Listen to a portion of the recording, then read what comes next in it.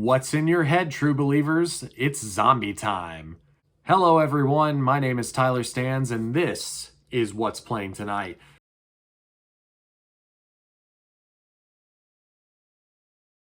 Fair warning, I spoiled the entire episode in this video, so you have been warned, there will be spoilers.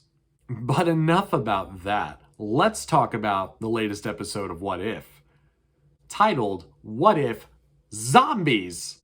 Now, some of you Marvel fanatics might be familiar with the Marvel Zombies comic books. It absolutely could not be me. I am either proud or ashamed to admit that I have never read a single issue of any of those Marvel Zombies comic books. But in addition to Marvel, I love horror. It's one of my favorite genres. So I was quite interested to see how this episode melded the two. And I thought it was alright. This episode opens up with a scene from Infinity War, with Hulk crashing down from space into the Sanctum Sanctorum. However, unlike Infinity War, Doctor Strange and Wong are nowhere to be seen, and the Sanctum is empty, with the exception of the Cloak of Levitation. But Bruce doesn't even notice that that's there, so I'm not even sure why I mentioned that. Well, in true zombie movie fashion, Bruce walks out into the streets of New York to find them empty and barren. I'm pretty sure those words mean the same thing. Regardless, the plot of Infinity War must march on, and Ebony Maw and that big guy that I can't remember the name of show up to attack Bruce. Hello again. Tyler Stans from the future here, and it turns out that that big guy's name is Cull Obsidian. Now I know. And now you know. Back to the show. Bruce is still having trouble hulking out, so he's really kind of doomed until portals open up and Iron Man, Doctor Strange, and Wong show up to save our hulky friend. Things don't go as planned though, as they are a little bit more brutal in their combat and they devour these two children of Thanos. Yes, it turns out that they are in fact zombies, and in the Marvel universe, when you become a zombie, not only do you keep any sort of superpowers that you might have, someone like Tony Stark still has no problem piloting the Iron Man suit. So basically what I'm trying to say is, a zombie apocalypse in the Marvel universe would suck. Big time. All hope isn't lost, I swear that's not a pun, as a group of familiar faces show up to save Bruce Banner. This group of superheroes consists of the Wasp, whose name is Hope, but I swear it wasn't a pun. I swear. Spider-Man, Happy Hogan, is that his name? Okoye from Black Panther, Sharon Carter, and Bucky Barnes. Oh, and the Cloak of Levitation.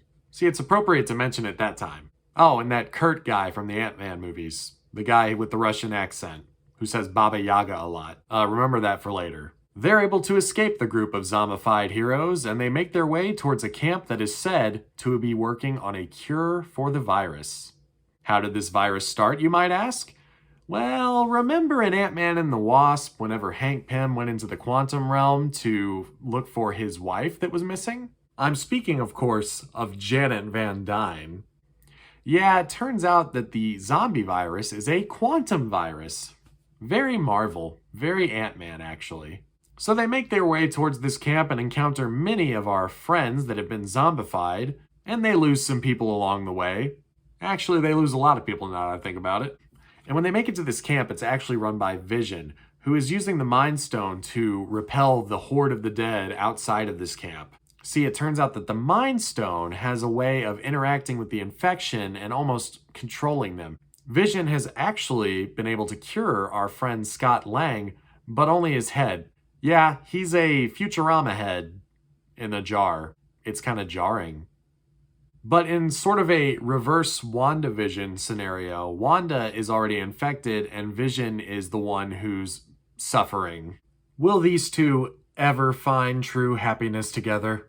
As it turns out, with an infected Wanda, Kurt finally gets to meet the Baba Yaga that he is so concerned about. To make a long story short, Vision gives up the Mind Stone as a form of atonement because he's been feeding people to Wanda. That's pretty messed up. And they hop into a quad jet and they fly towards Wakanda with the Mind Stone. And then we get a classic what-if ending where we think things are going to turn out all right, but oops, there's a zombie Thanos with most of the Infinity Stones in his gauntlet. I thought this episode was pretty fun. It didn't quite have the same emotional stakes as last week's, but there were some nice moments between some characters that we haven't really got to see interact with one another. I think the highlight of this episode for me was when Bruce finally meets up with these heroes and Spider-Man plays a video on his phone for him that's basically like a scene out of Zombieland where he's explaining the rules of, well, Marvel Zombieland to Bruce. It was interesting to see zombified versions of our heroes that we know and love use their powers and try to kill the living heroes. I don't believe that we've seen such intelligent zombies before, except for maybe in Zack Snyder's classic film, Army of the Dead. This is an episode that I wouldn't mind seeing a either sequel to or prequel to in season 2 of What If. I would like to see more of this zombified world. I think a sequel would be interesting because it can follow up on that cliffhanger ending, and I think a prequel would be interesting because I'd like to see more of how the zombie virus started. What did you guys think of the episode? Comment down below and tell me if you would like to see either a sequel or a prequel or the rare midquel to this episode. If you like the video, consider liking the video. If you like me, consider subscribing. And if you do subscribe, don't forget to click that bell icon. Oh, it feels really weird to be saying that.